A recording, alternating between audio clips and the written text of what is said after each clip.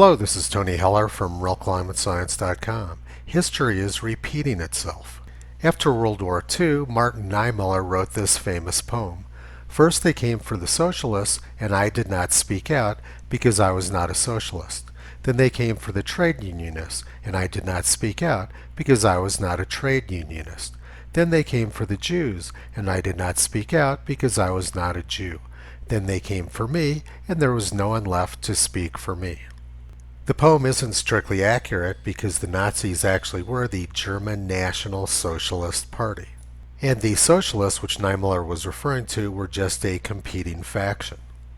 But the point is what Churchill said, an appeaser is one who feeds the crocodile hoping it will eat him last. And we're seeing a repeat of that right now.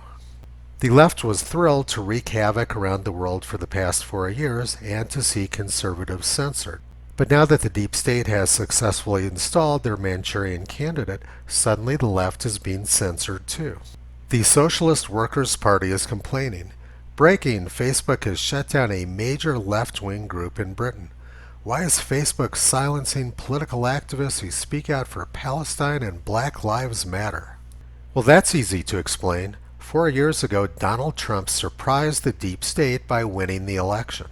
So the powers that be in Washington were more than happy to see 4 years of chaos, discord, and insurgency. I was in Washington 4 years ago for President Trump's inauguration, and these signs were all over the city, along with hundreds of thousands of protesters trying to shut the Trump administration down. The deep state made certain that there was rioting, chaos, and discord all through the Trump administration so that when the 2020 election came around, people would associate it with Donald Trump. Let's look at some of the things which Democrats have been saying. I just don't even know why there aren't uprisings all over the country, and maybe there will be.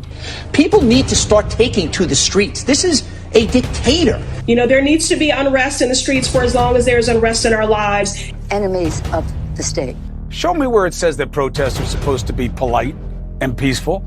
Do something about your dad's immigration practices, you feckless. When they go low, we kick. How do you resist the temptation to run up and wring her neck? The biggest terror threat in this country is white men, most of them radicalized up to the right. I thought he should have punched him in the face. I said, even if you lost, he insulted your wife. Yes. He came down the escalator and called Mexicans rapists and murderers. He said, well, what do you think I should have done? I said, I think you should have punched him in the face and then gotten out of the race. You would have been a hero. I'd like to punch him in the face. I said if we were in high school, I'd take him behind the gym and beat the hell out of him. Punch some people in the face! When was the last time an actor assassinated a president? They're still going to have to go out and put a bullet in Donald Trump, and that's a fact. Look as his character is stabbed to death. Where is John Wilkes Booth when you need him? That's it right there. Pull it up. I have thought an awful lot about blowing up the White House.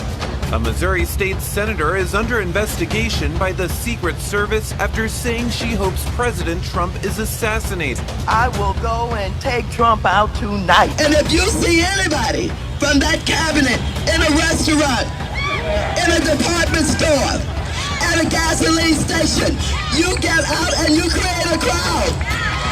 And you push back on them. And you tell them they're not welcome anymore, anywhere. And sadly, the domestic enemies to our voting system and our honoring our Constitution are right at 1600 Pennsylvania Avenue. They're not going to stop before Election Day in November, and they're not going to stop after Election Day. And that should be, everyone should take note of that on both levels, that this isn't, they're not going to let up, and they should not. If you think we're rallying now, you ain't seen nothing yet.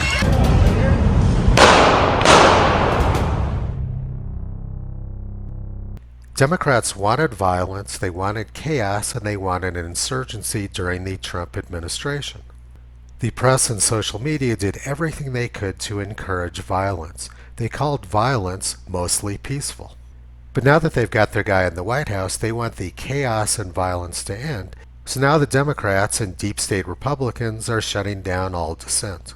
Joe Biden has been busy destroying the U.S. energy industry this week by shutting down fracking and shutting down pipelines. This will once again lead to U.S. Middle East oil dependency, which will inevitably lead to more Middle East wars. The Trump administration was the first administration in many decades to not start a new war. Useful idiots on the left did their part bringing down the Trump administration, which should have won in a huge landslide, and now the useful idiots are no longer needed. And they're surprised that the evil which they helped create has come after them as well. Those who fail to learn the lessons of history are doomed to repeat it. Toto loves history and spends most of his time studying it.